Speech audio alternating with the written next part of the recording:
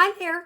Okay, this starts part two of just a recap of kind of what has happened in the last couple of years so that you don't have to go back and watch all the videos. It would be wonderful if you did, if you have time to do that.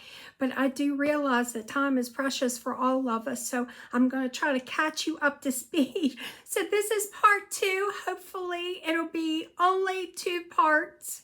See ya. I saw Jen, I saw the Fae, I saw what I believe is the Sealy Court. They are the good guys of fairies. I hope they let me call them fairies too, by the way, or all of us. I think it's a beautiful word, but a lot of people say that they don't like that word. They only like the word fae or fae folk or the good folk. So hopefully someday I'll be able to talk to them and they'll be able to tell me what they prefer to be called. So all of this, when I'm sitting on my butt in October and I'm looking through all of this footage, I'm telling you, I was in shock for 2 solid months. 2 solid months. I hardly said anything to anybody. There was a dog man in that tent. There was what looked like what they call a forest witch or something like that. There were sabe all around everywhere. There was one guy who went into the tent that everybody seemed to really like. It looked like he had a tree branch for an arm. There were tree people all around. I mean, trees were moving. I didn't catch the trees as they were moving, but you know, one frame they're here, and then 3 frames later they're over here. You know, the tree moved, and the tree moved because it wasn't really a tree, it was an entity. So there are a lot of those up there too. Not so much the last visit that I was up there, but so I saw a giant's head in the bottom of my tent. Disembodied heads are a normal thing. I mean, you see them a lot because they're looking through the veil and they're using anything. They can use anything to come through. They can use your glasses. I have them on my eyes sometimes. I have them in my hair. They're so cute. They're adorable. So that was mind-boggling. I'm not kidding you. Like I said, after about 2 months after I really had a chance to absorb what had really happened, I thought, you know what? I have to let people know what's out there. I have to let them know that these things are in the forest. And I can't just sit on this. And I'm telling you, oh, there's so many amazing stories. And so many things pointed towards God. I'm a Christian, you guys, and very devout Christian. I would never push my beliefs on anyone else, and I won't preach to you, but I do know the Bible fairly well. And there were a lot of signs that were biblical in nature that just blew me away. So I started a YouTube channel for the sole purpose of sharing the photos because I didn't know what else to do with them. And so then people were asking me questions about it. You know, I don't blame them. I'd have 100 questions too. And so then I started doing research and trying to figure out what they were. And I still, of course, can't figure out why they chose my canopy tent. Other than I will tell you this. I am part of this. I don't know what I'm supposed to do. I feel like, you know, I've gotten a job with no instructions. It's like having a child, isn't it?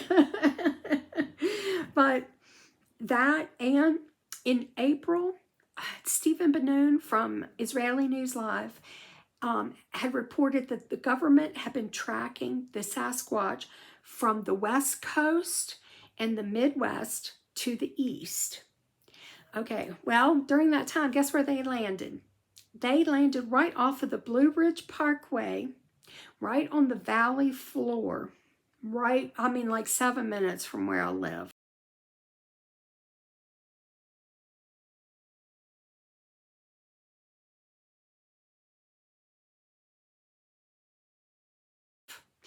And I filmed them. I went up there filming because I realized that there are some people who can't get out and they like to see beautiful things in nature, you know. So Wow, just I was some. going to film this crazy thing. I had them in my bathroom. I caught them. I got pictures of them in my bathroom. So I went up there to film that thinking that, you know, it would be a pretty day. It would be a nice sunny day, you know, and it would give people maybe who are stuck in at least a look outside. So when I got up there, it was so windy, you couldn't hear half of what I said. So when I got back, I started really looking through the footage. And that's when I saw a sabe down near the valley itself, kind of in between the bank and down to the valley. And then I started really looking and I'm like, oh my gosh, it was a huge gathering. And it was over 1,000 different entities down there on one of the days. I went back like several times and kept track, trying to figure out when they were, you know, when they had kind of reached their peak and when they had started to leave.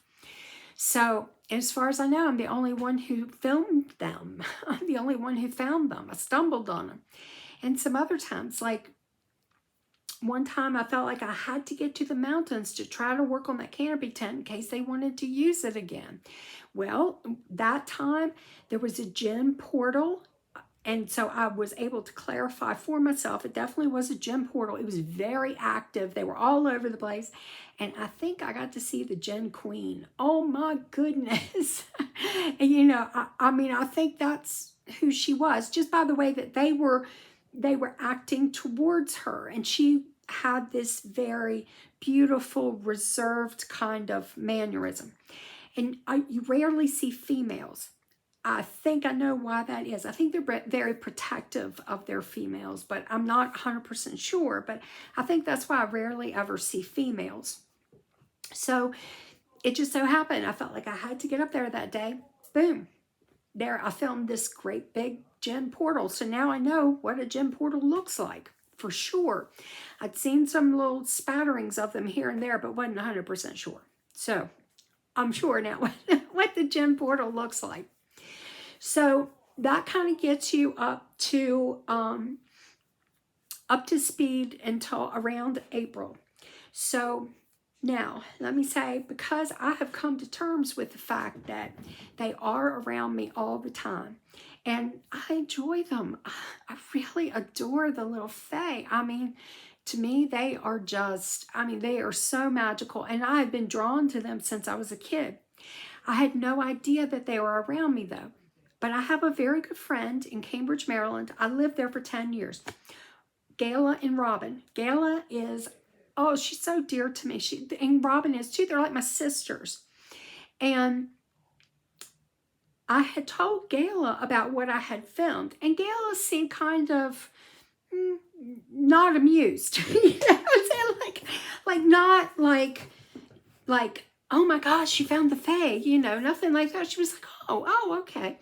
And let me mention that their grandfather was a druid. And so their grandfather taught them a lot, but he had to be careful because their mom was a Methodist. And so she had to kind of walk in both worlds. Both of them did. But she never really said a whole lot to me about that kind of thing. She did show me some of the things like her worry stone she had had since a child, since her grandfather had given it to her as a child. And we talked about some of the things about the culture, but not a whole heck of a lot. So the next time I spoke with her, she told me that she had talked with Robin, her sister, and they'd had a good laugh because Robin said to her, she said, you mean to tell me Teresa didn't know that the fairies were all around her all the time? I'm like, nobody told me. It'd been nice to know, but apparently they have been. So that's at least like 20 plus years that they have been all around me, but I had no idea until the past few years. Now, I have done a couple of videos on shadow people, and right now I have something that comes to visit me that's so dear to me. It looks like an angel. It really does. But it does transform, and it brings other things with it. I have to look up some biblical references to angels, because there's, they talk about the angels having eyes all over them. And these do. They have eyes all over them because they're beings that are looking through and looking at me. They're checking me out. And it's the cutest thing, because sometimes they're very brave and they're very brazen, and they come up and they're like, yeah, I'm here. What you gonna do about it? They're not being threatening, though. They're just being, like teenagers. So then, and then some of them, though, get very, very shy, and you can tell when they get nervous, they start to shake. I mean, it's almost like they're having a seizure. It looks painful. And I'll say things like, oh, come on, you can do it. You can do it. You got this. And the next thing you know, they've calmed right down most of the time. 9 out of 10 times that works. Maybe once in a while it still won't work. The poor little thing will still shake out. I think, and I have 2 shadow guys that are guardians, and my angel even protects them. It's a trip.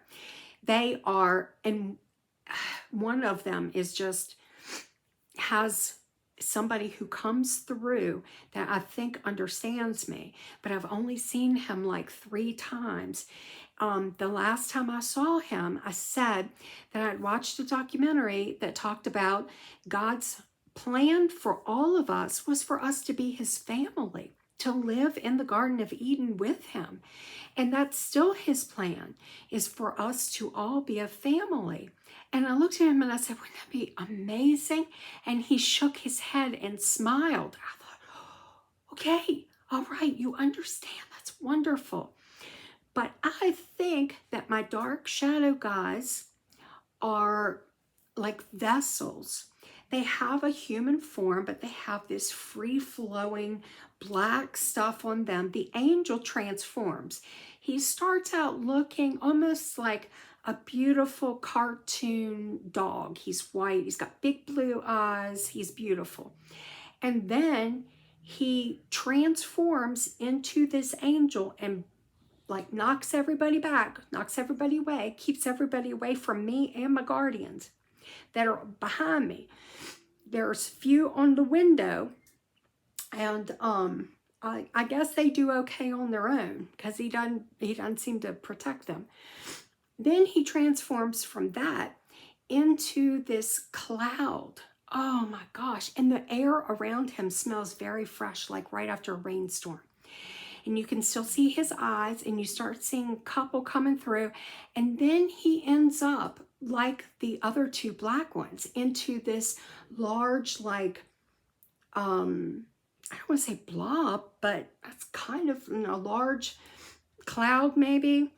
Very white, but with light gray tendrils is the best way I can describe it. Oh, I have the picture handy. Yes, here. This guy is one of the guardians that comes behind me. And this is what I'm talking about, like the tendrils. Like if you can imagine when you go swimming, how your hair floats and flows, their hair does that. I guess it's hair, but it's electric, it's static. I touched the angel, touched his wing. I asked him if it was okay first. He didn't say anything. So I didn't want to bust my love. I did touch him. And his wing felt like, what is that stuff you put on balloons? Anyhow, when I touched it, it was a little bit of a shock in my hand, like tingling. Not hurt, not painful, nothing like that, just a little bit of tingling. And then one of my little shadow goes, I said, touch my hand. I said, he touched my hand. Touch my hand.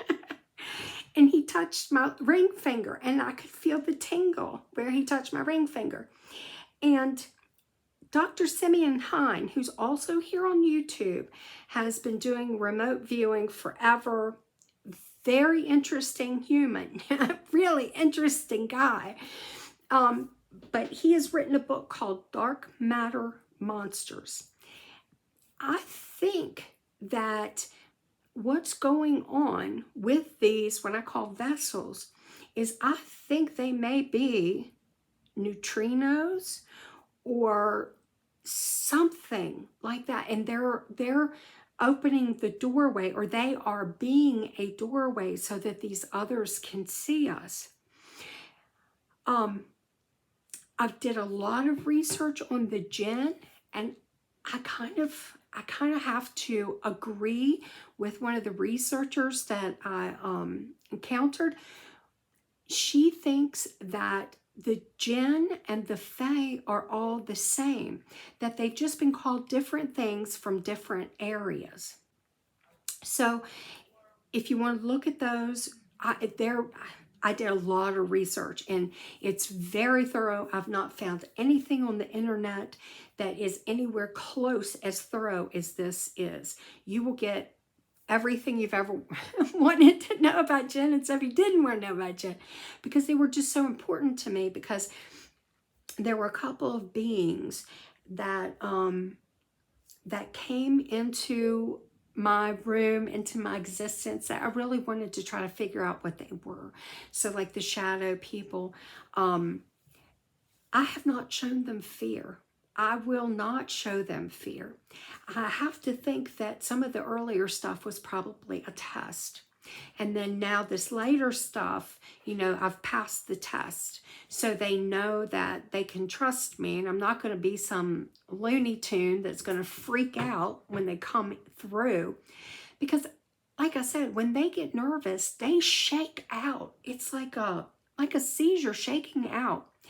So I think that they're bringing those for me to see, so that they can see me, and they see a human who doesn't freak out when they're seen, you know, because I think it's inevitable. I think everybody understands that this is going to happen, you know, that they are going to eventually either come through the veil, or we're going to go through the veil. Something is going to happen. I feel pretty sure about that.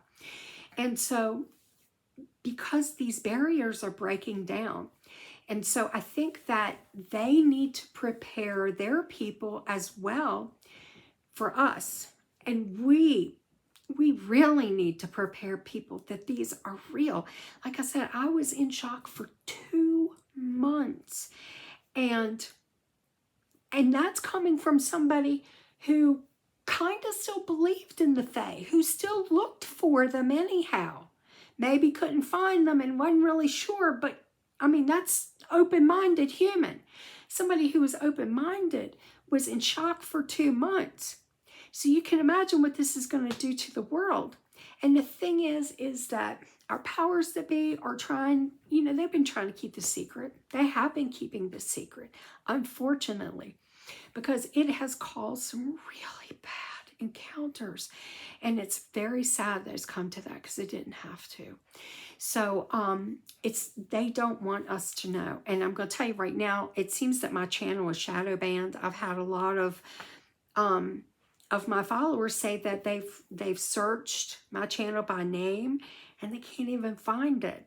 So if you know anyone who would be interested, or anybody who's scared, who needs reassurance, by all means, please send them here, because I don't know how else to get it out. I'm not, I mean, before all this started, think about this. I was in the forest running a chainsaw, cutting down trees, going to build my own house. You know what I'm saying?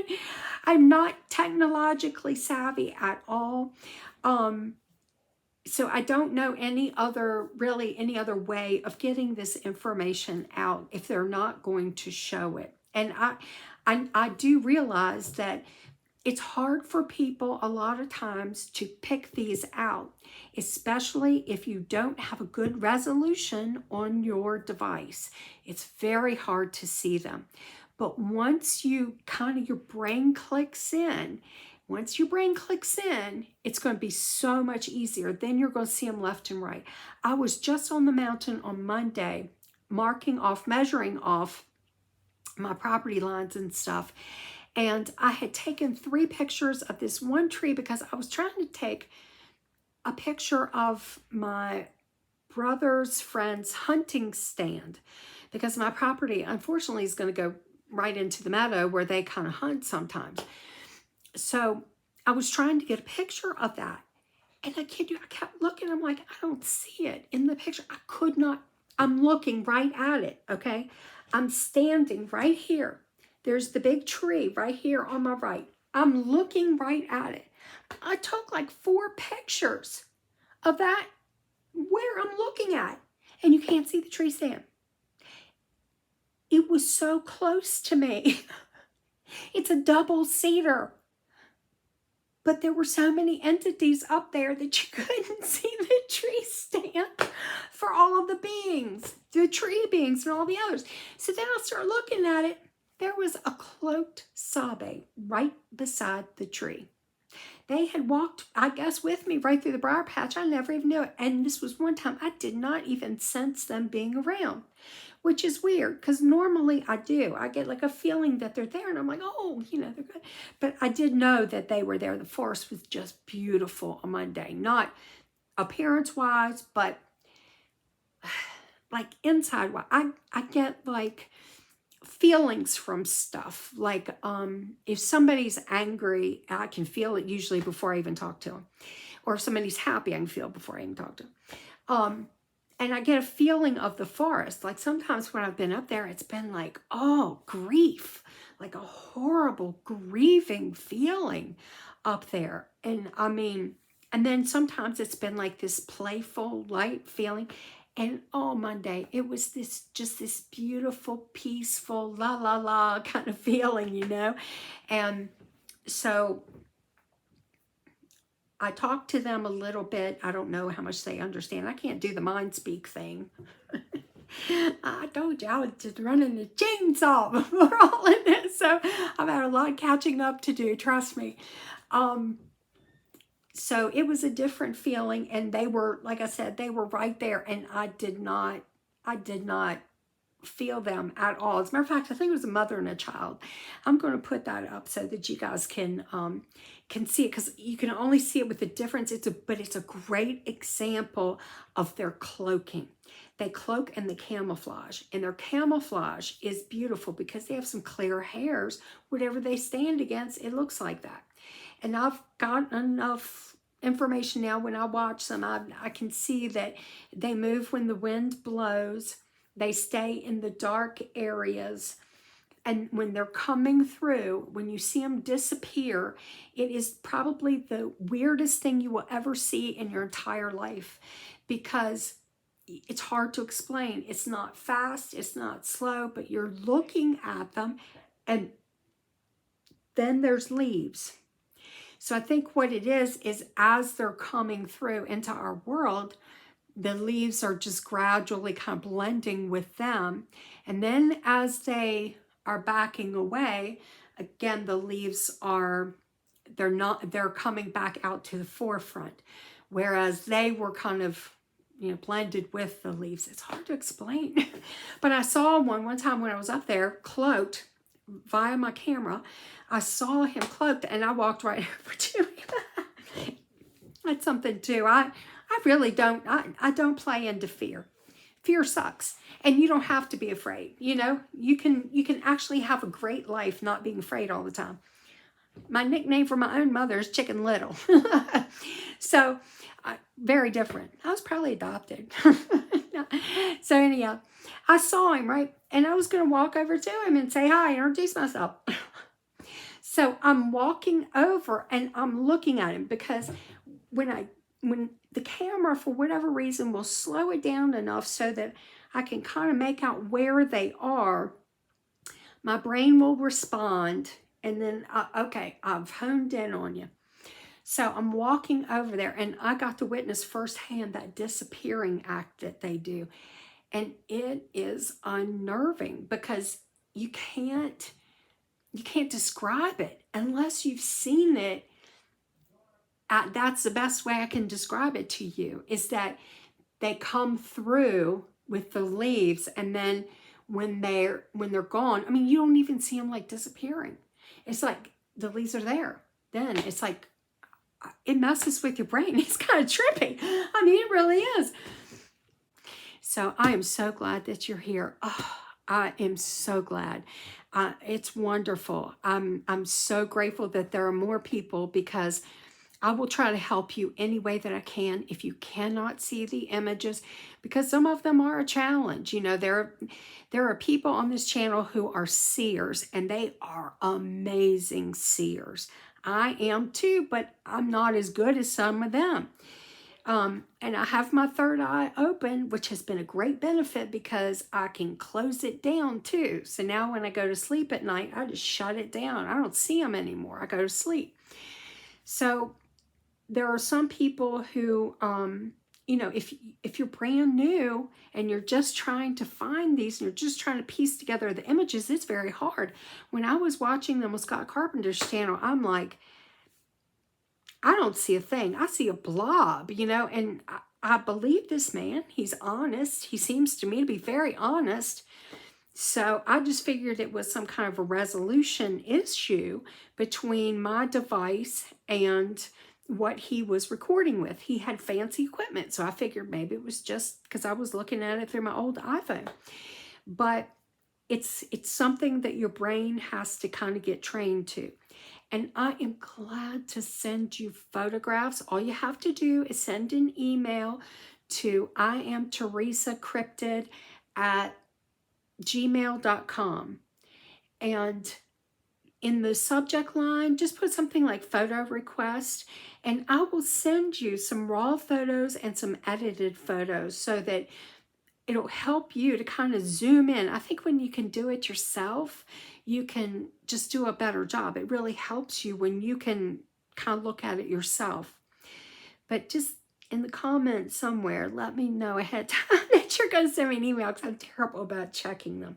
I mean, seriously, I'm so bad about checking them, because I didn't get the email to try to send you newsletters or try to sell you anything or nothing. It was just a place so that if you needed something like pictures or whatever, I'm glad to help you, because I really want to have as many people as possible be able to see these, because, you know, you're going to be the calming voice when the veil does go down.